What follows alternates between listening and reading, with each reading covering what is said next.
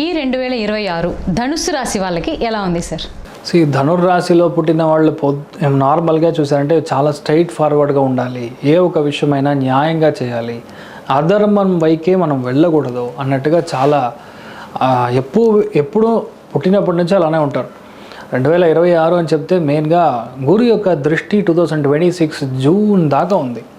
So దాంట్లో వాళ్ళు చేసే విషయాలన్నీ చాలా పెద్దగా గెలిచే ఒక ప్రసక్తి అనేది 100% ఉంటుంది. దాంట్లో మెయిన్గా బయట వెళ్ళడం అంటే ఫారిన్కి వెళ్ళడం, ప్లేస్ చేంజ్ అవ్వడం, కొత్త ఫ్యామిలీ ఇప్పటిదాకా నాకు పెళ్ళి అవ్వలేదు అంటే గ్యారంటీగా పెళ్ళి అవ్వడం, అదేలాగా పార్ట్నర్షిప్ ఓరియంటెడ్ బిజినెస్ వచ్చి స్టార్ట్ చేయడం, అదేలాగా ఇప్పుడున్న సిచ్యువేషన్ ఫ్యామిలీలో స్ప్లిట్ అయ్యిందంటే వాళ్ళంచు ఆటోమేటిక్గా చేరడం, ఇలాంటి విషయాలు.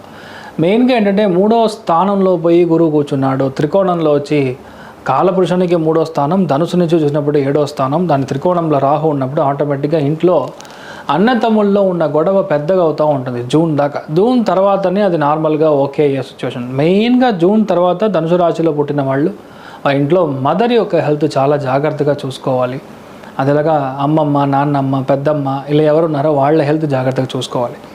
అది మాత్రం కాకుండా మామూలుగా మార్చ్ ఏప్రిల్లో ధనుర్రాశిలో పుట్టిన వాళ్ళు వాళ్ళ ఇంట్లో చాలా సంచలనాలు సృష్టించడానికి ఛాన్సెస్, అనవసరమైన టెన్షన్, ప్రెషర్, లేదంటే ఒక హాస్పిటలైజేషన్ ఇలాంటి విషయాలు జరగడానికి ఛాన్స్ ఉంది. బట్ 2026 యాజ్ అ హోల్ మెయిన్గా చూసారంటే మెయిన్గా గురువు దృష్టి వచ్చి మీకు ధనుసు రాశి వాళ్ళకి చాలా బాగుంది.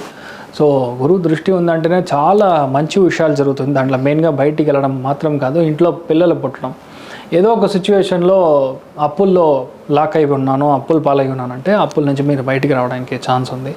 అదేలాగా కొత్త ఒక స్టేషనరీ షాప్ పెట్టుకోవడం కానీ, కొత్త బొటిక్ పెట్టుకోవడం కానీ, ఏ ఒక విషయం స్టార్ట్ చేసినా గ్యారంటీగా చాలా మంచి విషయాలు జరగడం అనేది ధనుసు రాశి వాళ్ళకి